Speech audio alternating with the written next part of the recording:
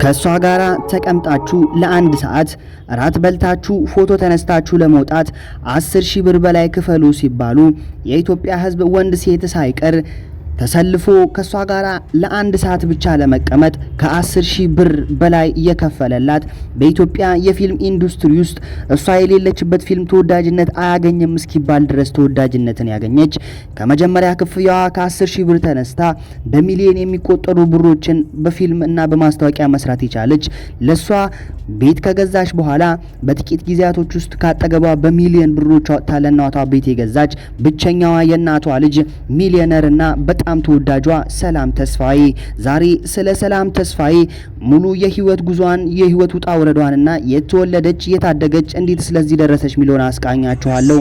አብራችሁን ቆዩ።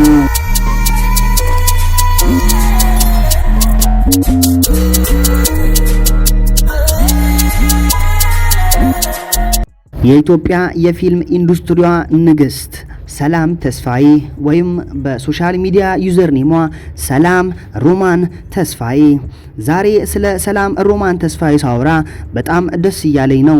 በጣም ኢትዮጵያ ውስጥ ተወዳጅነትን ካገኙ ትልቅ አርቲስቶች መሃል ትልቅና ጋፋዋ ስትሆን እሷ ምንም አይነት የተበላሸ ታሪክ የሌላት አስተዋይና ደርባባ ሴት ናት። ይቺ ሰላም ሮማን ተስፋዬ የተባለችው በ1985 በሐረር ከተማ ተወለደች። በሐረር ከተማ የተወለደችው ሰላም ተስፋዬ እናቷ ሮማን ስትባል ለእናቷ ብቸኛና የመጀመሪያ ልጅዋ ነበረች። እናም ከእናቷ ጋራ ብዙ ሀገሮችን ዙራለች።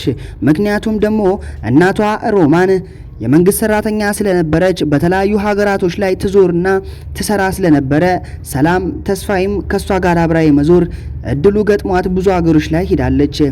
የተወሰኑትን ለመጥቀስ ያክል ወልቂጤ፣ ሁመራ፣ የተለያዩ ትልቅ ሀገሮች ላይ መኖራለች እና ሰላም ተስፋዬ ብዙ ጊዜዋን ግን ያሳለፈችው ሁመራ እንደሆነ ተናግራለች። ሰላም ተስፋዬ በልጅነቷ የህንድ ፊልም በጣም ስለምታይ ይህ የአርቲስትነት ጥማቷ የጀመረው ህንድ ፊልም ከማየት እንደሆነ ብዙ ጥያቄ ስትመልስ ተናግራለች።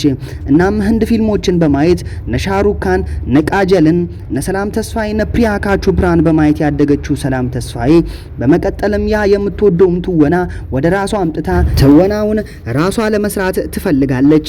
ምክንያቱም እነሱን ስታየው ውስጧ ላይ የሚሰማት ትልቅ ስሜት ትወናውን ስትተውን ደግሞ ደስ ያላት እንድትተውን አድርጓታልና እናም እድሉ ገጥሟት ወደ አዲስ አበባ ስትመጣ አቢሲኒያ የሚባል የቲያትር ትምህርት ቤት ላይ የመግባት እድሉን ታገኛለች።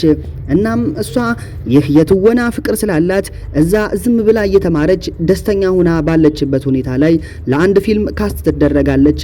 በጣም ብዙ ጊዜ ግን ለረዳትነት እንኳን ተጠርታ ሄዳ ለረዳትነት እንኳን ሳትሰራ የምትመጣውና ብዙ ፊልሞችን ሳትሰራ የተገፋች የቆየችው ሰላም ሮማን ተስፋዬ አንድ ፔስታል ይዛ እልፍ ለማለት ለመስራት የሄደችበት ፊልም ላይ የዋና ገጸ ባህሪውን ተጫዋች ተብላ ተጫውታም ለዛ የዋና ገጸ ባህሪ ክፍያዋ ደግሞ 10,000 ብር ነው። ሰላም ተስፋዬ ወይም ሰላም ሮማን ተስፋዬ የመጀመሪያዋ የፊልም ክፍያዋ 10,000 ብር ነው።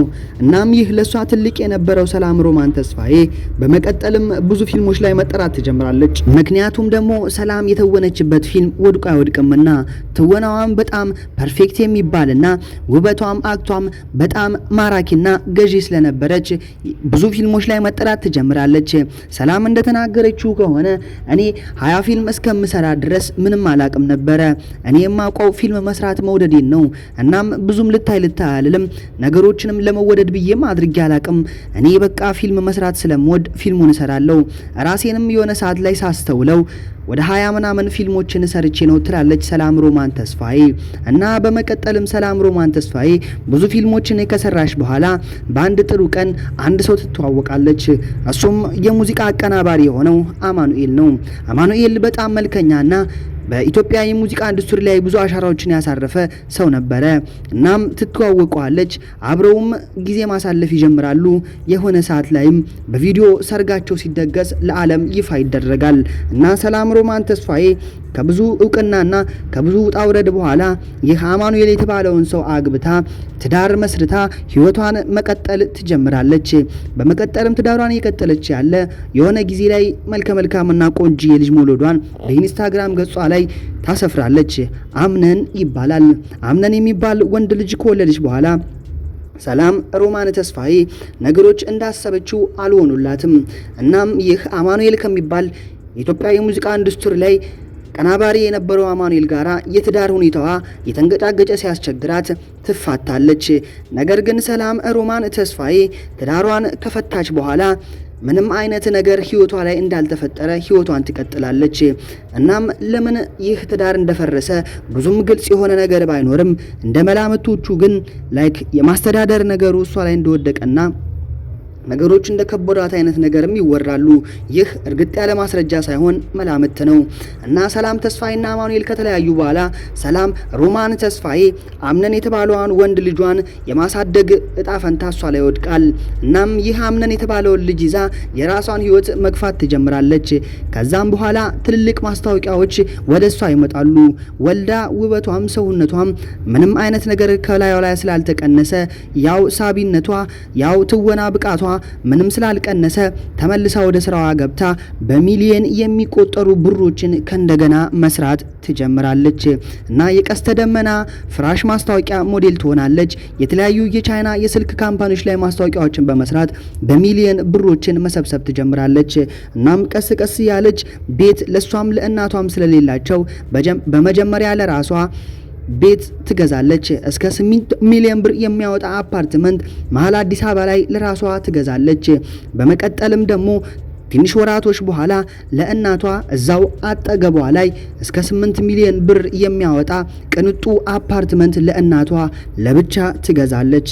እና በዚህ መሃልም ብዙ ሀሜቶችና ብዙ ነገሮች ቢነሱባትም ሰላም ግን ወይ ፍንክች ብላ ስራዋን ትቀጥላለች።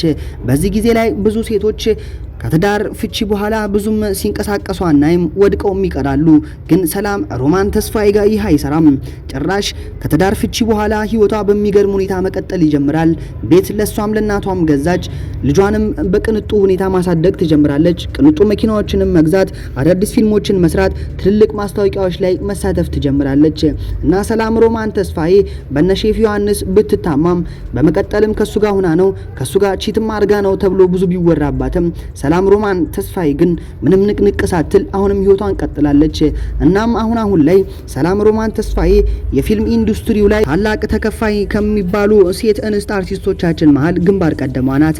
ሰላም ሮማን ተስፋዬ የማን አድናቂ ነሽ ተብላ ስትነገር እኔ ከልጅነቴ ጀምሮ የሳያት ደምሴ አድናቂ ነኝ። ልጅ እያለሁ ከፎቶዋ ስር ሳያት ደምሴ አገኝሻለሁ እንገናኛለን ብዬ እጽፍ ነበረ ብላ ነበር። እናም በራሷ ጥረት በራሷ ውጣ ውረድ ፊልሞችን ሰርታ ታዋቂ ከሆነች በኋላም ሳያት ደምሴን አግኝታለች። ሳያት ደምሴን ማግኘት ብቻ አይደለም እንደ ሳያት ደምሴ አይነት ታላቅነትንም አግኝታለች። ታላቅነትን ማግኘት ብቻ ሳይሆን የሚገርሙ ብዙ ነገሮችም ተፈጥሯል። ከሚገርሙ ነገሮች ውስጥም አንድ ነገር ልንገራችሁ።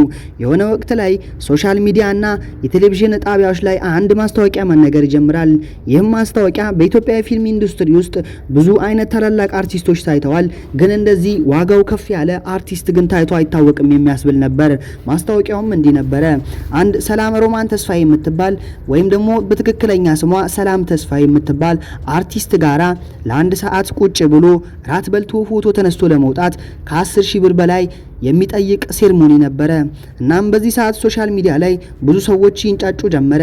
ለሷማ ማንም ይሄን ብር ከፍሎ አይገባም ማነች እሷ በሚልበት ሰዓት ላይ ያን ፕሮግራም ከተዘጋጀ በኋላ ግን ትንሽ ትልቅ ወንድ ሴት ሳይል ከ10,000 ብር በላዮችን ከፍሎ ከሷ ጋራ ለአንድ ሰዓት ለመቀመጥ ማለት ነው 10,000 ብር በላይ ከፍሎ ቁጭ ብሎ ለአንድ ሰዓት ራት በልቶ ፎቶ ተነስቶ ለመውጣት የመጣው ሰው ቁጥር ብዛት ግን በጣም ትልቅ ነበረ። ይህ ብቻ ራሱ የሰላም ተስፋዬ ተወዳጅነትንና በጣም አስገራሚነትን የሚያሳይ ነው። እናም ይቺ ሰላም ተስፋዬ የተባለች የኢትዮጵያ የምንጊዜም ታላቋ አርቲስት ከምንም ተነስታ የቤቱ እናቷ ብቻዋን ያሳደገቻትና የቤቱ የመጀመሪያና ብቸኛ ልጅ ሆና እናቷን ከዛ ከገጠር አውጥታ አዲስ አበባ ላይ ቅንጡ አፓርትመንት ገዝታ እስከ ማኖር የደረሰች ከመጀመሪያ ክፍያዋ ከ10,000 ብር ተነስታ እስከ 3 ሚሊዮን ብር በአንድ ማስታወቂያ ማግኘት የቻለች ታላቅ ሴት ናት። እናም ይህን የሰላም ተስፋዬን የህይወት ጉዞ ሳቀርብላችሁ ለእናንተ ትምህርት እንዲሆናችሁ ነው። እና ከምንም ተነስታችሁ ህልም ካላችሁ፣ ከምንም ተነስታችሁ ጉዟችሁን የምታውቁ ከሆነ አላማ ካላችሁ፣ ከምንም ተነስታችሁ ምንም ታላቅ ነገር ላይ መድረስ ትችላላችሁ። እና ይህን የሰላም ተስፋዬን ታሪክ ለሴት ልጆች ማስተማሪያ እንዲሆን አቀረብኩላችሁ። የናስኩ የኢቲ የሚለውን የዩቲዩብ ቻናል ሰብስክራይብ አድርጉ። ሙሉ ቪዲዮን ስላያችሁ አመሰግናለሁ።